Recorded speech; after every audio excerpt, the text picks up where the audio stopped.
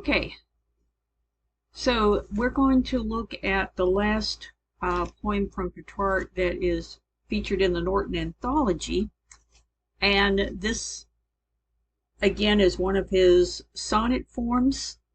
I think it's one of the classic representations of the Petrarchan sonnet. And the question that I raised on this handout, in this last poem, where does he seem to be as he is thinking? What is his physical location? And what are the two things he wishes for Laura as his parting words? So let's look at the poem together. He says, "Go, grieving rhymes of mine, to that hard stone whereunder lies my darling, lies my dear." All right, so that hard stone, think about it, okay? She has passed away. This is one of the poems that he's written since her death. And there's reference to the grieving process, right? He's devoted all of these years to writing about her, right? Go, grieving rhymes of mine, to that hard stone whereunder lies my darling, lies my dear. So just like her physical body is now in the grave and there's a hard stone above it, tombstone, he's, essentially he's praying for her, for his thoughts, rather, not hers, but his. He's praying for his thoughts, his obsession, all of the life's work that has been embodied in this obsession. It's kind of like, almost like a prayer to just kind of let that go, right? It has to feel like this weight is being lifted from him. So think about that for a minute. What that would be like for him standing there at the grave of this lady that he's invested so much of himself in. And obviously he's got a lot of questions, as most of us would after we lose a loved one. And however you judge him for the nature of this relationship, whatever it was, I mean, this was somebody he had loved. So he's having to go through that grieving process just as he would if she had been his wife. But because she was not his wife, it really compounds things, right? So there's not only the sadness and the grief and the loss, but again, these questions of guilt, these questions of what if, everything that's tormenting him about the nature of this relationship, whatever it was. Now, picking up the poem again, he says, "And cry to her to speak from heaven's sphere, her mortal part with grass is overgrown. Tell her I'm sick of living, that I'm blown by winds of grief from the course I ought to steer, that praise of her is all my purpose here, and all my business that of her alone." So it's almost like a confession, right? And he spent so many years feeling guilty about this or beating himself up about it. Now he's kind of just letting go of that and saying, that's okay. That is his purpose for being here.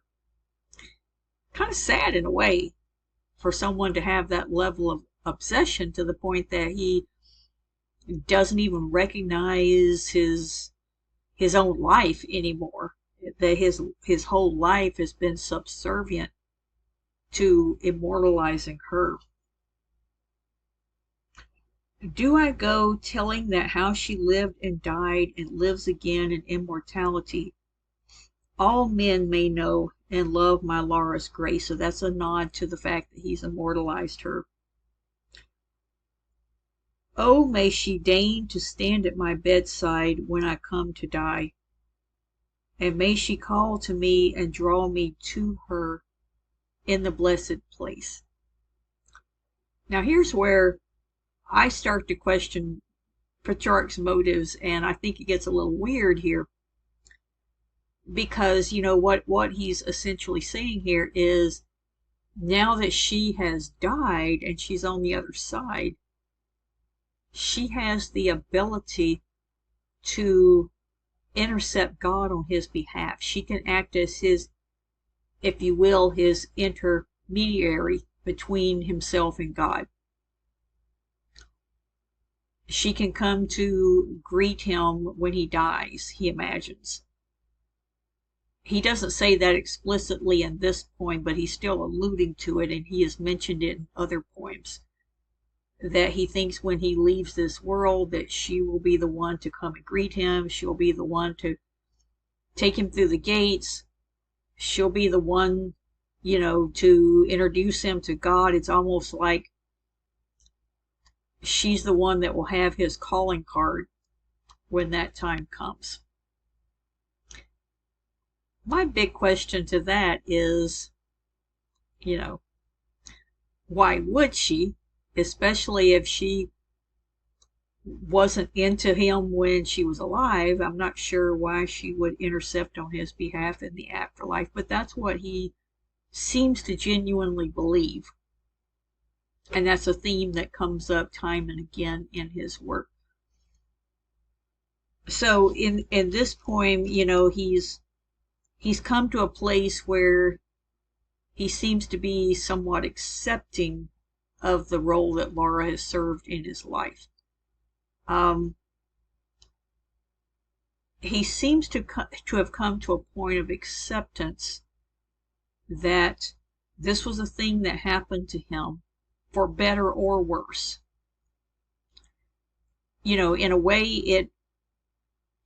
it made his life what it was. It gave his life meaning.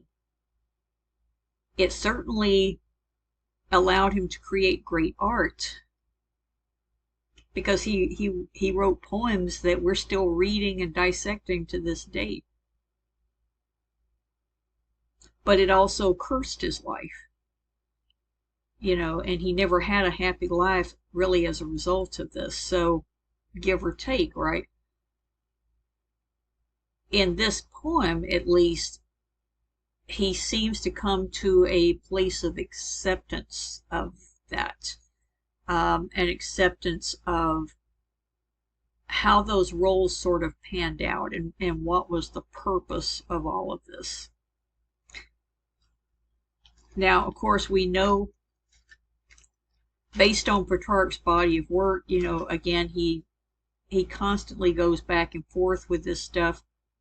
And we don't know that this was the final poem of the collection. We just know that it was probably one of the last ones written. But anyway, that's quite a bit of food for thought there with Petrarch. And in the next folder that you should be looking at next week, we're going to be getting a little bit more into not so much the themes of Petrarch's work, but rather the structure that he used. So we'll look at the Petrarchan sonnet, what that consists of, what characteristics does a poem have to qualify as a Petrarchan sonnet. All right, so I will see you in the next folder, hopefully.